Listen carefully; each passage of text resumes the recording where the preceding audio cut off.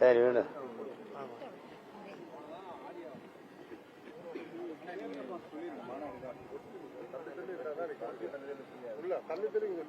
கொஞ்சம் கலந்து அப்படி கலைஞ்சு கொஞ்சம் விரிஞ்சு நின்னா எல்லாரும் என்ன கேக்குறீங்க?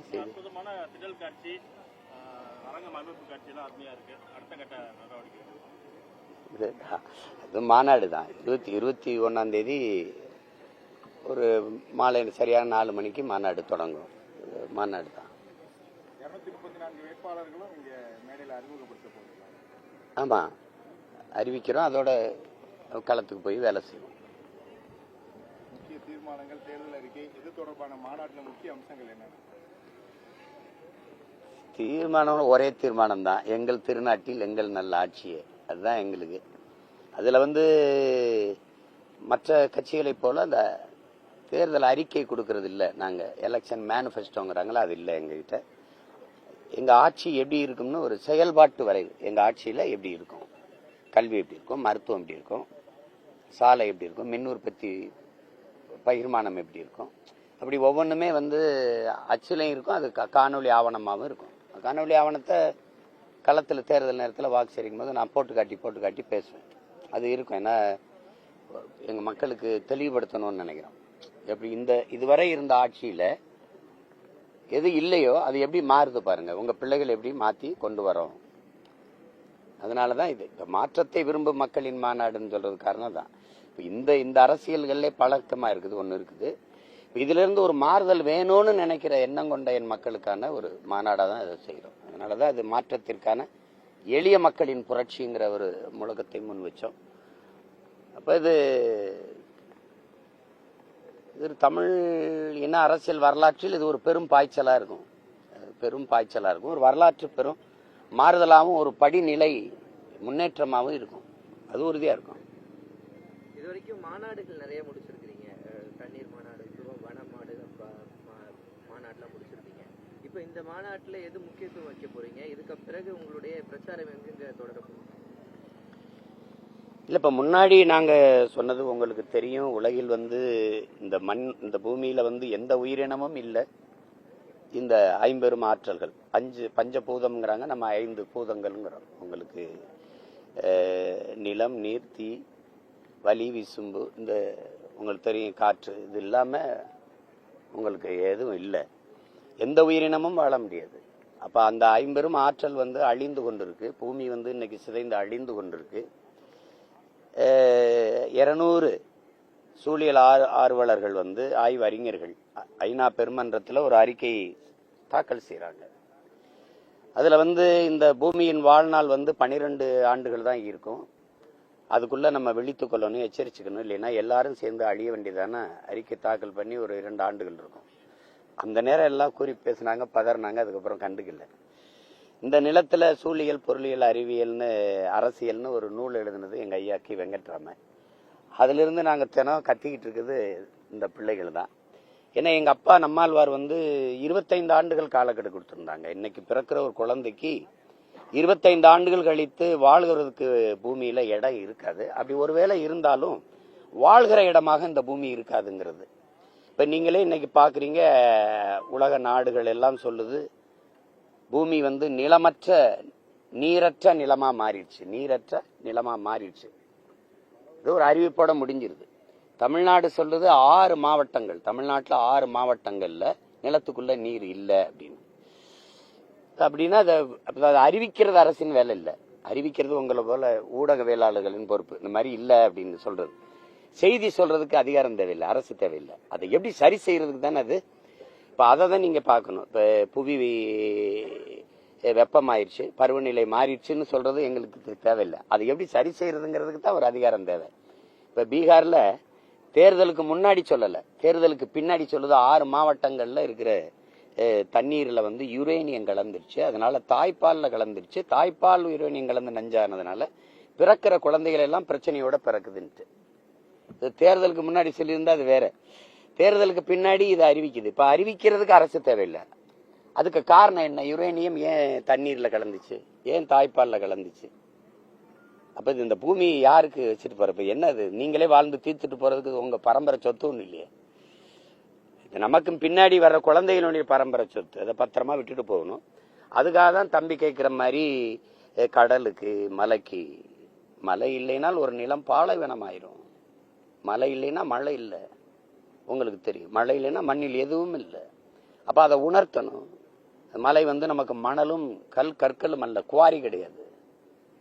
தாயின் மார்பை கரியா ஒருத்தன் பாப்பானா? பார்க்க மாட்டான். அப்ப பூமி தாயின் மாரை எப்படி கல்லாவும் மணலாவும் காசாவும் பார்த்த? எப்படி பார்த்த நீ? அது தவறு.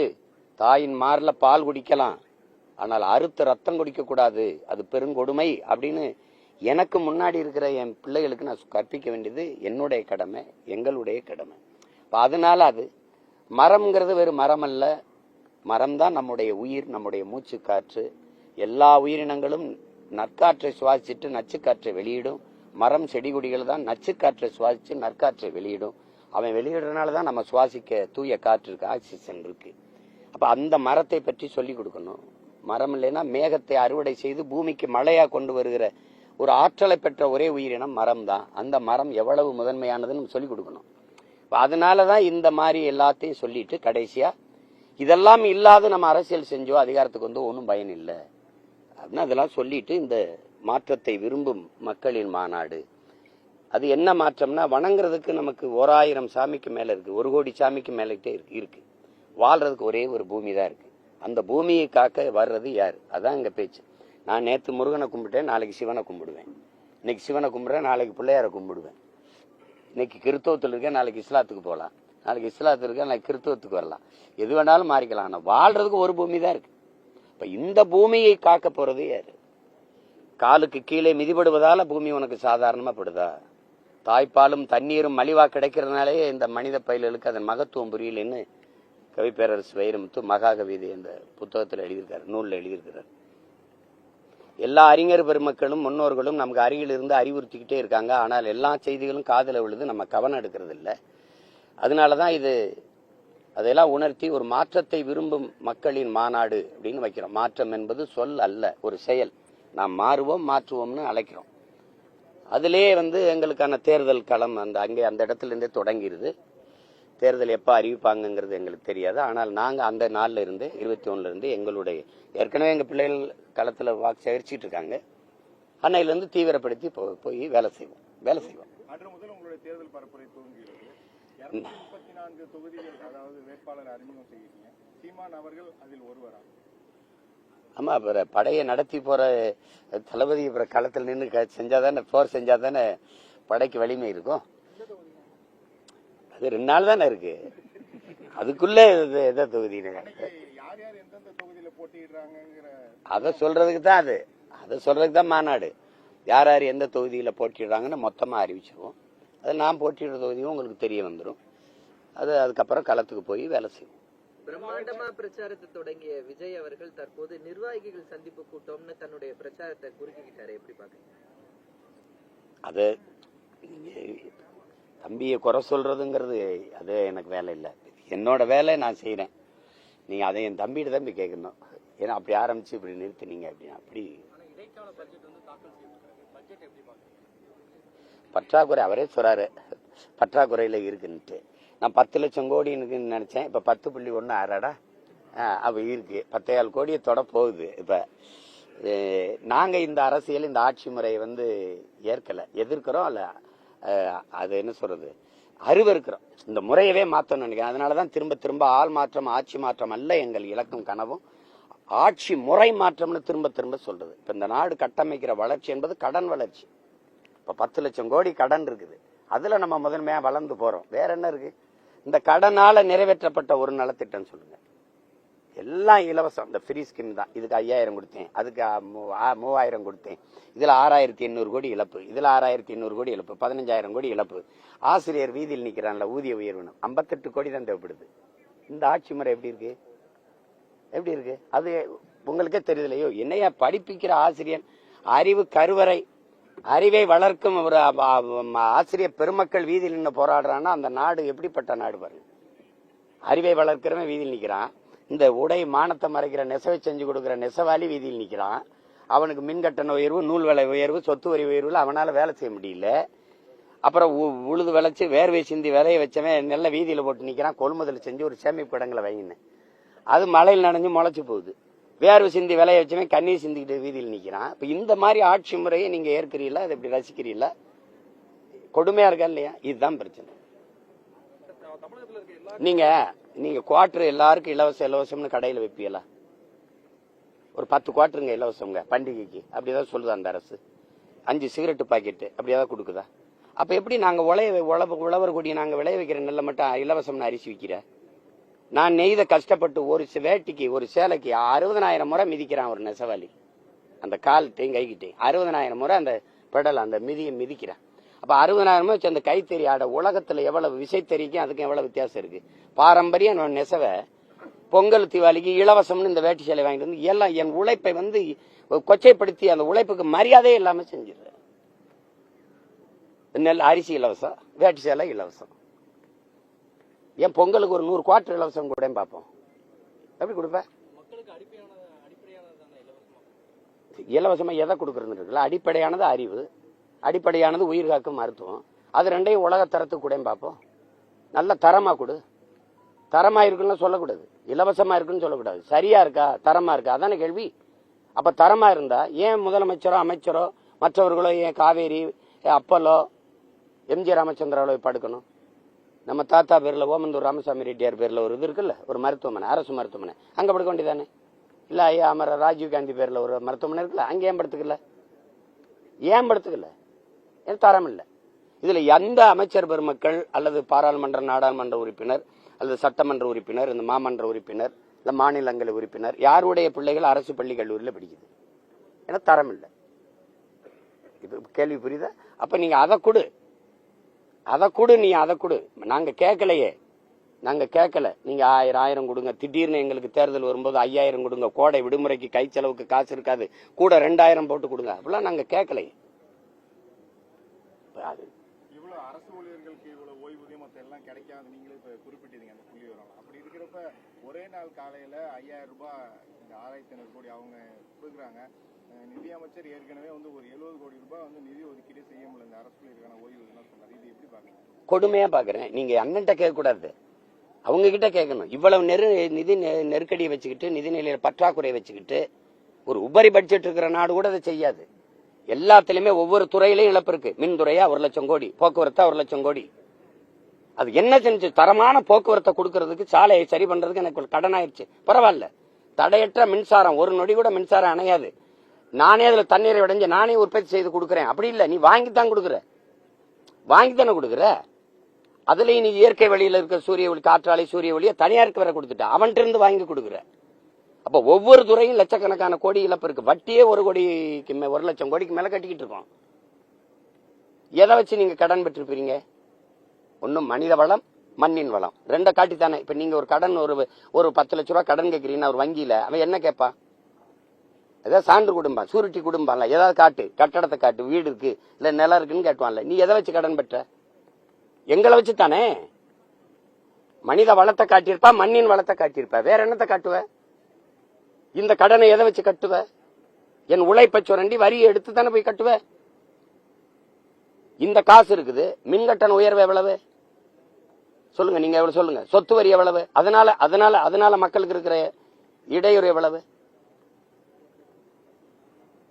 அப்ப அத்தியாவசியமான ஒன்றுல வரியை எடுத்துக்கிறது, அது தவிர்க்க முடியாத வேற வழி இல்லை. மின்கட்டண உயர்வுனால நீங்க மின்சாரம் பயன்படுத்தாம இருக்க முடியுமா? அப்ப கட்டித்தான் தீரணும், இல்லைன்னா இருட்டுல கிடக்கணும்.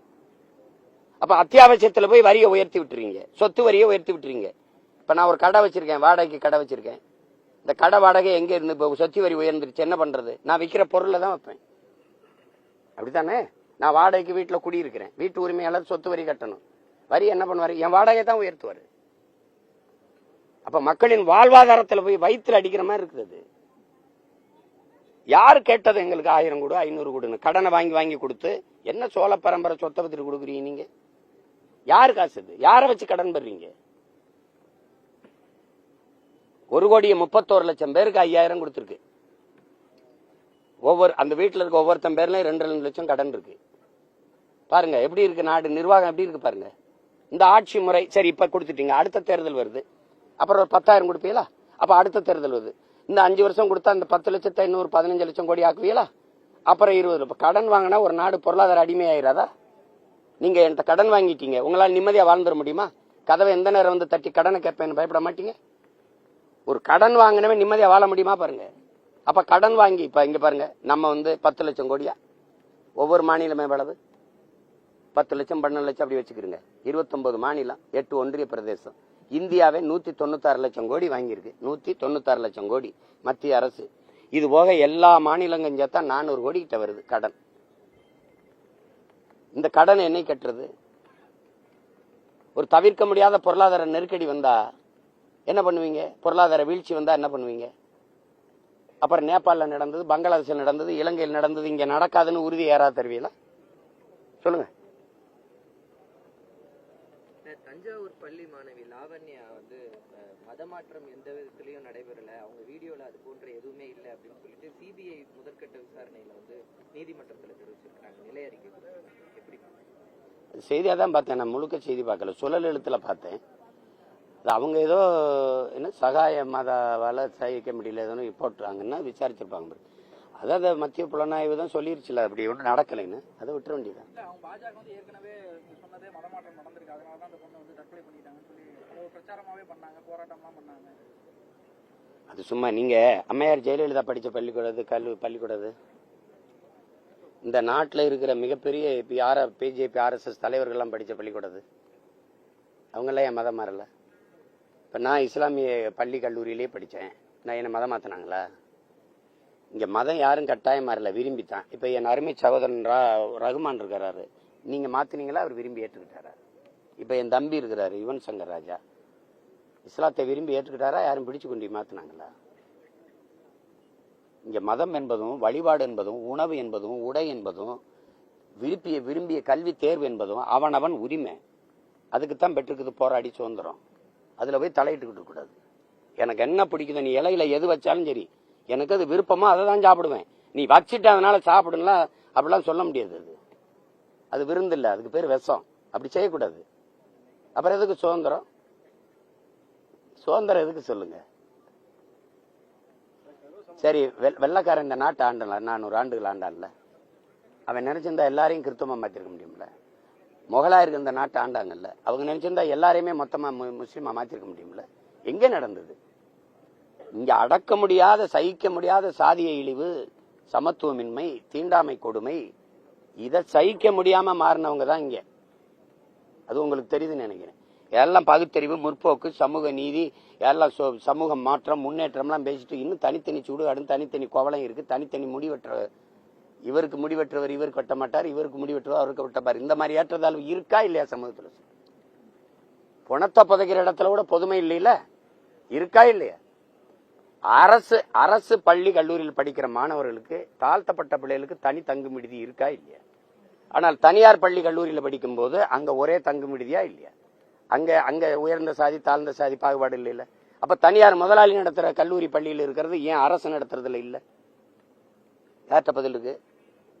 ஏன் இல்ல சொல்ல? அப்ப நீ என்ன சமூக நீதியின் நிலை நட்டு நீ புடுங்க? நீ என்னத்த நட்ட? கட்டடத்துக்கு பேர் சமூக நீதி கட்டடம்ங்கிற, செங்கலும் சிமெண்டுமா சமூக நீதி?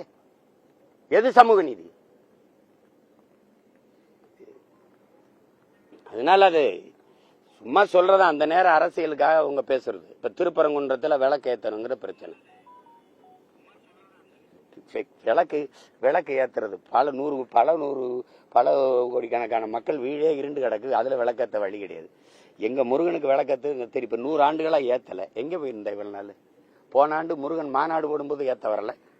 ஏன் வரலன்னா தேர்தல் இப்பதான் வருது, அதனால வராங்க. ஒரு அரசு நினைச்சிருந்தா ஒரு நொடி வேலை. 2 சமய பெரியவர்களையும் கூப்பிட்டு அவரவர் வழிபாடு, அவங்க வழிபடும் போது நீங்க தொந்தரவு பண்ணாதீங்க, நீங்க விளக்கேற்றும் போது தொந்தரவு பண்ணாதீங்க, போங்க. அரசு உங்களுக்கு எல்லாத்தையும் பாதுகாப்பா இருக்கும், நல்லபடியா போயிருப்பாங்க. இது வந்து அவரவர் வழிபாட்டுல ஒருத்தர் தலையிட்டுக்கிறாதீங்க. இது ஒரு தாய் பிள்ளைகளா வாழ்கிற ஒரு நிலம்னு சொல்றதுக்கு எவ்வளவு நேரம் ஆயிருக்கும்? ஏன் செய்யல? நான் சொல்லும் போது யாரும் எடுத்துக்கல. அதையே நீதிமன்றம் சொல்லும் போது போய் அரசு வருத்தம் தெரிவிக்குது. இந்த வருத்தத்தை ஒரு வருஷம் கழிச்சு கேட்குறீங்க. இந்த முறையும் வந்து நாம் தமிழர் கட்சி தனித்து போட்டியா, யாரும் கூட்டணிக்கு வந்தால் ஏற்றுக்கொள்வீங்களா? இப்படி ஒரு கேள்வியை நீங்க கேட்கறீங்கன்னா உங்களை என்ன செய்யலாம்? 234 வேட்பாளரையும் அறிவிக்க போறேன்னு சொல்றேன், அப்புறம் தனித்து போட்டியானு கேட்டேன், அப்படி என்ன பதில் சொல்றது? சரி போறேன், எங்க இருப்பா போறேன், யாரோட போலாம் சொல்லுங்க.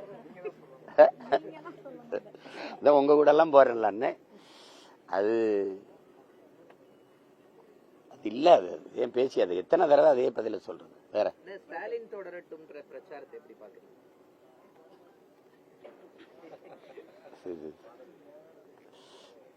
தொடரட்டும், நாடு சுடுகாடா மாறட்டும்ங்கிறதா, வேற நம்ம ஒன்றும் சொல்றதுக்கு இல்லை. அதை விடுங்க. அது அவங்கவுங்க எல்லாருமே அவங்க ஆட்சியை தக்க வைக்க நினைப்பாங்க, இவங்க ஆட்சியை மறுபடி அமைக்கணும்னு நினைப்பாங்க. எங்களை மாதிரி பிள்ளைங்கள் வந்து இது ரெண்டையும் ஒழிச்சிட்டு புதுசா ஒரு ஆட்சி முறையை கொண்டு வரணும்னு நினைப்போம். அதான் இங்க நடந்துட்டு இருக்கு.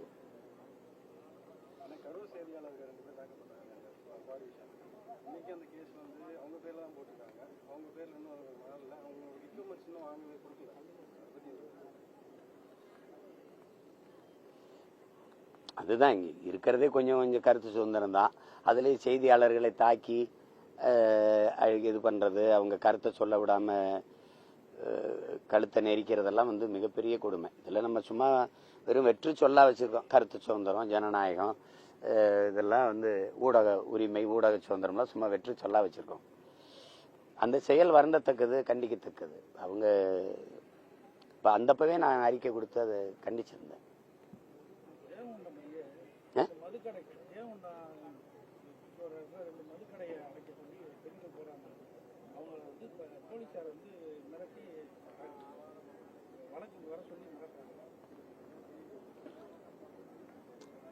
இப்போ பொங்கலுக்கு 3000 கொடுத்தது, இப்போ 5000 கொடுத்ததெல்லாம் திருப்பி எடுக்கணும்னா அவங்க வீட்டில் கணவர்மார்களோ பிள்ளைகளோ போய் குடிச்சாதான் எடுக்க முடியும். அதை எங்க பெண்கள் தடுத்தா எப்படி அரசு அனுமதிக்கும்? ஒரு அடிப்படையில ஒரு அரசுக்கு இருக்கிற ஒரு ஒரு ஒரு நேர்மைன்னு இருக்குல்ல, ஒரு அறம்னு இருக்குல்ல, அதுல எதையுமே இந்த அரசுகள் கடைபிடிக்கல. உங்களுக்கு புரியுதுன்னு நினைக்கிறேன். அது பேச்சு என்ன இருக்கு? பள்ளி கல்லூரி வளாகத்துல தான் அதிகமா போதைப் பொருட்கள் விற்குது. பள்ளிக்கூடத்து பிள்ளைகளுக்கு கஞ்சா, சாக்லேட். அதுல ஒரு ஆசிரியர் சொல்றாங்க, வண்ணம் மஞ்சள் வண்ணத்துல சாப்பிட்டா அந்த இது வருது அப்படின்னு பேசுறாங்க. அப்படி நமக்கு ஒரு பதட்டமா இருக்கு, பிள்ளைகளை எப்படி பள்ளிக்கூடத்து அனுப்புறது. என் தம்பி தங்கை எல்லாம் ஆசிரியர்களா இருக்கிறாங்க. அவங்க எல்லா பிள்ளைகளுமே இதை பயன்படுத்துறாங்கன்னா பிள்ளைகள்லாம் மயக்கத்திலே உட்கார்ந்துருக்காங்க. என்னன்னு பார்த்தா நீங்க பாப்பீங்க காணொலியில, சின்ன சின்ன பிள்ளைகள்லாம் கஞ்சாவை பயன்படுத்திட்டு குழுவா கூடி நம்ம பிள்ளைகள், பச்சை பிள்ளைகள், சின்ன சின்ன பிள்ளைகள் வந்து குடிக்கிறது, மதுவெல்லாம். இது ரொம்ப மோசமான ஒரு சமூகத்தை நம்ம உருவாக்கிட்டோம்ங்கிறது நமக்கு நடுக்கமா இருக்கு. இப்ப அந்த இடத்துல இத பேசி பயன் இல்லை, முற்று முழுதா தகர்த்துடணும். தகர்த்துட்டு வேற ஒரு சமூகத்தை படைக்கணும். அதை தான் பகத்சிங் புரட்சிங்கிறான். அந்த மாதிரி ஒரு சமூகத்தை படைக்கணும்டா, அதான்டா புரட்சின்னு சொல்றான். அதுக்கு தான் நாங்க போராடுறோம். என்ன எளிய பிள்ளைகளின் போராட்டங்கிறதுனால படக்குனது போய் சேர மாட்டேங்குது. அது மாறும் மாறும்.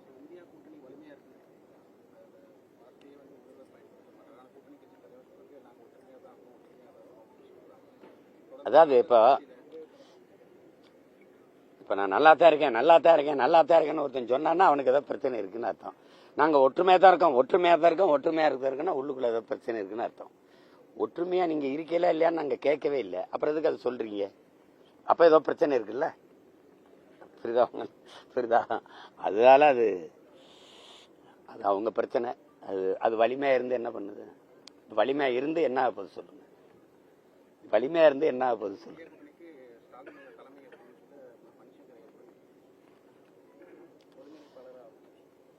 அந்த கட்சியில ஒரு மூத்த தலைவரா அவர் சொல்லியிருப்பாரு. அது ஏன்னா இருக்கிற அவங்க கூட்டணியில இருக்கிறதுலே வலுவா இருக்கிறது அவர் தான். 40 நாடாளுமன்ற உறுப்பினர் வச்சிருக்காரு. அவங்களுக்கே 10 உறுப்பினரை கொடுத்துருக்கிறார். வேற எந்த மாநிலத்திலயும் அவங்களுக்கு அவ்வளவு வலு இல்லை. இப்ப அதனால இப்ப அவர் வெளியேறிட்டாருன்னு வச்சுக்கிறோங்க, சுத்தமா அந்த இந்தியாங்கிறது எழுத்துல தான் இருக்கும். புரியுதா உங்களுக்கு? அது யாரும் வலுவான தலைவர்கள் அந்த அணியில இருக்க மாட்டாங்க. அதனால ஏற்கனவே அம்மா மம்தா தனியா வெளியே போயிட்டாங்க. இது உங்களுக்கு தெரியும். கம்யூனிஸ்ட் அதுல இருந்தாலும் கூட தனித்தனியா தேர்தலை எதிர்த்து சந்திக்கிறாங்க. கெஜ்ரிவால் கூட அந்த அணியில இருந்தாலும் இந்தியா கூட்டணியில அவர் தனியா தான், அதை எதிர்த்து தான் காங்கிரஸ் போட்டிட்டது, உங்களுக்கு தெரியும். இப்ப அந்த மாதிரி இருக்கும்போது ஐயா ஸ்டாலின் அவர்களும் வெளியேறிட்டாருன்னு வச்சுக்கிறோங்க. அது அவ்வளவுதான். அப்புறம் இந்தியா கூட்டணி எங்க இருக்கும்? இப்ப இருக்கிறதுல அந்த கூட்டணியில வலுவா இருக்கிறது அவர் தான். அதனால மணிசங்கர் ஐயர் போல மூத்த தலைவர்கள் அது பேசுறாங்க. மாற்றுத்திறனாளிகள் போராட்டத்தில் நேற்று வந்து கம்யூனிஸ்ட் கட்சியுடைய மூத்த தலைவர் பாலகிருஷ்ணனுடைய மனைவி தாக்கப்பட்டிருக்காங்க. தொடர்ந்து அவர்கள் வந்து இரவு முழுவதும் இந்த பணியில அவர்களை கைது செய்யாமல் பேருந்திலே வைத்திருந்திருக்காங்க. இங்கே கொண்டு போய் வந்து தங்க வைக்கிறாங்க.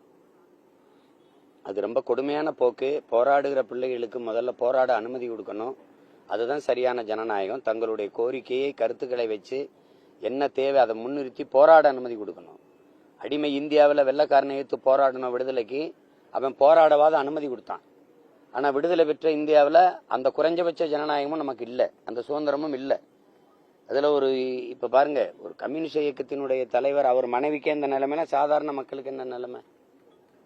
மாற்றுத்திறனாளிகள் என்ன கேட்கிறாங்க? எத்தனை காலமா இந்த கோரிக்கை வச்சு போராடுறாங்க? நள்ளிரவில் தூக்கி கொண்டு எங்கேயாவது ஒரு இடத்துல அடர்ந்த இருளுக்குள்ள காட்டுக்குள்ள விட்டு வந்துட்டீங்க. புறமுறையெல்லாம் பல தடவை நடந்திருக்குது. இப்போ அவங்க என்ன கோரிக்கை வைக்கிறாங்க, அந்த கோரிக்கையை கேட்டு அதை ஏற்று இது நிறைவேற்றும், இப்ப நிறைவேற்ற இவ்வளவு காலம் தேவைப்படுது, கொஞ்சம் கொடுங்க, அப்படி பேசுறதுதான் நல்ல ஆட்சி முறைக்கு, அது அணுகுமுறைக்கு சரி. யாரு போராட வந்தாலும் இங்க இடம் இல்லை, அது போராடுறவங்களும் கைது பண்ணி தூக்கி உள்ள போடுறது, துப்புரவு பணியாளராக இருந்தாலும் சரி, மகளிர் சுய உதவி குழுக்கள் இருந்தாலும் சரி, ஆசிரியர் பெருமக்களா இருந்தாலும், யாரா இருந்தாலும் அப்படி பண்றதுங்கிறது அது அராஜகம், அது சர்வாதிகாரம்னு கூட நான் சொல்ல மாட்டேன். அது கொடுங்கோன்மை, மிக கொடுமையான ஆட்சி முறைன்னு தான் நான் சொல்லுவேன். மகிழ்ச்சி, நன்றி. எல்லாரும் மாநாட்டுக்கு வந்துருங்க.